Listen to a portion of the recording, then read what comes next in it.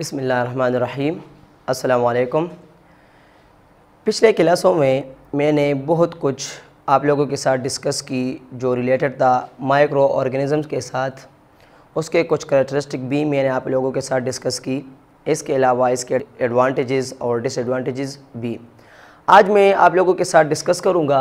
Infection of micro organisms, अगर हम इसके डिफिनीशन पर आ जाए तो it is a condition in which a disease causing agent, bacteria, virus, fungus enter to the body and start growing।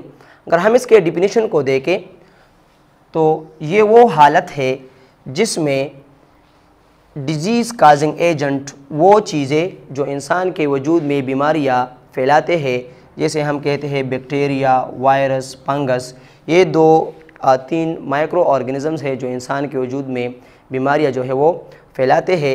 ये मुख्तलिफ़ किस्म के पाम में इंसान के वजूद में अंदर जाते हैं एंड देन स्टार्ट ग्रोइंग, और वजूद में जाने के बाद उसे एक सूटेबल माहौल मिल जाता है और वो अपना ग्रोथ जो है वो स्टार्ट कर लेता है।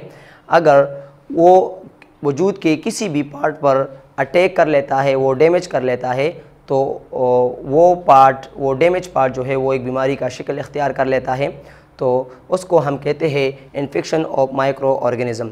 सिंपल डिफिनीशन में हम कहते हैं बैक्टीरिया, वायरस और फंगस अगर हमारे वजूद में दाखिल हो जाते हैं और हमारे वजूद का कुछ हिस्सा डैमेज कर देता है, तबाह कर देता है, तो उसको हम एक बीमारी कहते हैं और उस अमल को हम इन्फेक्शन ऑफ माइक्रो ऑर्गेनिज़म भी कहते हैं। Infection of micro organism definition के बाद आप लोगों के जहन में एक क्वेश्चन आएगा कि माइक्रो ऑर्गेनिज़म जो हमारे साथ मौजूद है, वायरस, बैक्टीरिया, फंगस, ये किस जगह पर मौजूद होते हैं, कहाँ पर मौजूद होते हैं और ये किस तरह हमारे वजूद में है वो चले जाते हैं। तो सबसे पहले पॉइंट में मैं आप लोगों के साथ डिस्कस करूँगा प्रेजेंट इन आवर एनवायरनमेंट। ये हमारे इर्द गिर्द माहौल में मौजूद होते हैं, जैसा कि प्रेजेंट इन एयर, हवा में, वाटर, पानी में, फूड, खुराक में, एंड सोइल, और ज़मीन पर भी ये मौजूद होते हैं। अगर हम खुराक खा लेते हैं तो इसमें भी वायरस या बैक्टीरिया, फंगस जो है वो हमारे वजूद में अंदर जा सकते हैं। इसके अलावा पानी के साथ भी जा सकते हैं। इसके अलावा अगर हम फूड को देखें, अगर हम वाटर को देखें, तो इस वजह से भी वायरस, बैक्टीरिया और फंगस हमारे वजूद के अंदर चले जाते हैं। दूसरा पॉइंट हमारे साथ मौजूद है virus present in crystal form. Virus हमारे साथ इर्द गिर्द क्रिस्टल पाम में मौजूद होते हैं। क्रिस्टल पाम का मतलब ये है वायरस ज़्यादातर नॉन लिविंग पाम में जो है मौजूद होते हैं। सबसे पहले वायरस अगर वजूद के अंदर चला जाता है तो ये नॉन लिविंग शक्ल में मौजूद होता है, बाद में उसे फेवरेबल कंडीशन मिल जाती है, वो ग्रोथ जो है वो शुरू कर लेता है। Bacteria and fungus present in spore palm. अगर हम अपने इर्द गिर्द देखें तो बैक्टीरिया और फंगस जो है वो हमारे इर्द गिर्द स्पोर पाम में मौजूद होते हैं, जो अक्सर हमें नज़र जो है वो नहीं आते। बाद जो है वो खुराक के ऊपर मौजूद होते हैं, बाद जो है वो पानी में मौजूद होते हैं, और इस वजह से वो हमारे वजूद में अंदर चला जाता है और फेवरेबल कंडीशन के बाद वो ग्रोथ कर लेता है और वजूद के किसी भी हिस्से पर वो अटैक कर लेता है और फिर एक बीमारी का शिकल जो है वो इख्तियार कर लेता है, चले जाते हैं और वो ख़ुद ब खुद मर जाते हैं। अब मैं आप लोगों के साथ डिस्कस करूँगा इम्यून सिस्टम।